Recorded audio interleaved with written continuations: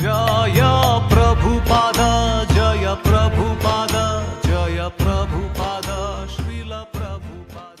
ശ്രീല പ്രഭുപാദിന്റെ ലീലാമൃതയിൽ വായിച്ചൊരു കാര്യമാണ്. ശ്രീല പ്രഭുപാദ് മോൺട്രിയൽ കാനഡയിൽ ഉണ്ടായിരുന്ന സമയമാണ്. അപ്പം പ്രഭുപാദിന് അമേരിക്കയിൽ കുറച്ച് സെന്റേഴ്സ് ആയിട്ടുണ്ട്, യൂറോപ്യൻ രാജ്യങ്ങളിലും കൂടെ സെന്റേഴ്സ് വേണം എന്ന് ആഗ്രഹം ഉണ്ടായിരുന്നു. അപ്പം അങ്ങനെ പ്രഭുപാദ് 3 ശിഷ്യന്മാരെ 3 കപ്പിൾസിനെ ഇംഗ്ലണ്ടിലേക്ക് അയക്കാനായിട്ട് ശ്രമിച്ചു. അപ്പോൾ അവർക്ക് ആദ്യമേ കുറച്ച് ട്രെയിനിങ് കൊടുത്തു, എങ്ങനെയാണ് കീർത്തനം ചെയ്യേണ്ടത്, വൈഷ്ണവ സോങ് ഏത് മനോഭാവത്തിലാണ് പാടേണ്ടതെന്നൊക്കെ പഠിപ്പിച്ചു കൊടുക്കാനായിട്ട് അവരോട് 2 ആഴ്ച മുമ്പേ മോൺട്രിയലിൽ വരാൻ പറഞ്ഞു, കാനഡയിൽ വരാൻ പറഞ്ഞു. അങ്ങനെ ആ 3 കപ്പിൾസും വന്നു. ശ്യാമസുന്ദര മാലതി, മുകുന്ദ ജാനകി, ഗുരുദാസ് യമുന, ഇവർ 3 പേരാണ് വന്നത്. അപ്പോൾ അവര്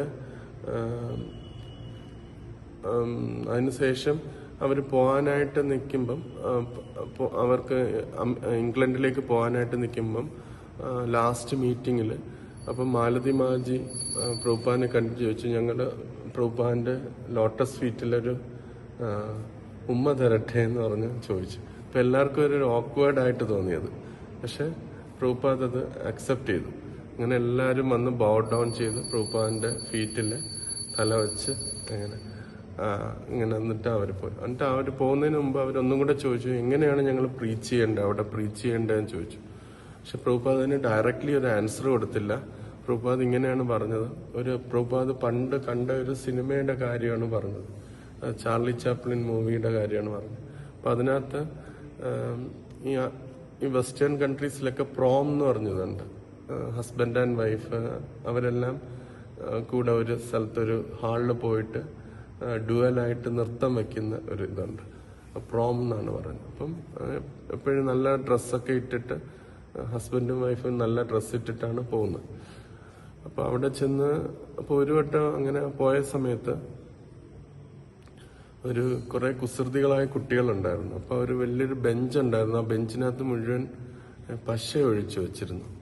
അപ്പോൾ ഈ ഒരു പ്രോമിന് വന്ന 2 പേര്, ഹസ്ബൻഡും വൈഫും. ഹസ്ബൻഡ് വന്ന് അവിടെ ആ ബെഞ്ചിലിരുന്നിട്ട് എഴുന്നേറ്റപ്പോഴത്തേന് ഈ കോട്ട് ടെയിൽ എന്ന് പറഞ്ഞ, കോട്ടാണ് ഇട്ടേക്കുന്നത്, കോട്ട് ടെയിൽ എന്ന് പറഞ്ഞൊരു ഭാഗമുണ്ട്.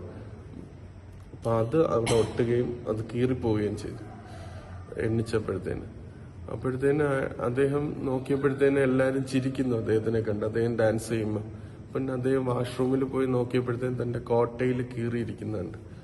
അപ്പൊ അദ്ദേഹം വിചാരിച്ചു എന്തായാലും ഇതിനിപ്പോ ഒന്നും ചെയ്യാൻ പറ്റത്തില്ല. അപ്പൊ അദ്ദേഹം കുറച്ച് കീറിയിരിക്കുന്നതിനെ ഫുള്ളായിട്ട് വലിച്ചു കീറിയിട്ട് തിരിച്ച് വന്നിട്ട് വൈഫിനോടൊപ്പം ഭയങ്കരമായിട്ട് ഡാൻസ് കളിച്ചു, ഭയങ്കര ഉത്സാഹത്തോടു കൂടി ഡാൻസ് കളിച്ചു. ഭയങ്കര ഇങ്ങനെ കറങ്ങി ചുറ്റി കറങ്ങിയൊക്കെയുള്ള ഡാൻസൊക്കെ കളിച്ചു. അങ്ങനെ കളിച്ച് ഇത് ഇത്രയും ഉത്സാഹത്തോടെ അദ്ദേഹം കളിക്കുന്നത് കണ്ടപ്പോഴത്തേന് ബാക്കിയുള്ളവര് അവരും നോക്കിയപ്പോഴും ഇദ്ദേഹം ഭയങ്കര ഉത്സാഹമായിട്ട് ചെയ്യുന്നു. നോക്കുമ്പോൾ അദ്ദേഹത്തിന്റെ കോട്ടയിൽ കീറി ഇരിക്കുകയാണ്. അപ്പോൾ എല്ലാവരും ഇദ്ദേഹത്തിന്റെ ഉത്സാഹം കണ്ടപ്പോഴത്തേന് എല്ലാവരും വിചാരിച്ചു ഇതാണ് പുതിയ ഫാഷൻ എന്ന് വിചാരിച്ചു. അങ്ങനെ ഓരോരുത്തരും ഓരോ ആണുങ്ങളും ആ വാഷ്റൂമിൽ പോയി അവരുടെ കോട്ടയിലും കൂടെ കീറി. അങ്ങനെ ക്രമേണ എല്ലാവരുടെ ആ പ്രോമിലുള്ള എല്ലാവരും ആ പുതിയ ഫാഷൻ അനുസരിച്ച് കീറുകയും എന്നിട്ട് ഫുള്ളായിട്ട് ചുറ്റി കളിക്കുകയും ചെയ്തു. എന്നിട്ട് പ്രഭുപാദ് ഇത് പറഞ്ഞപ്പോൾ എല്ലാവരും ചിരിച്ചു.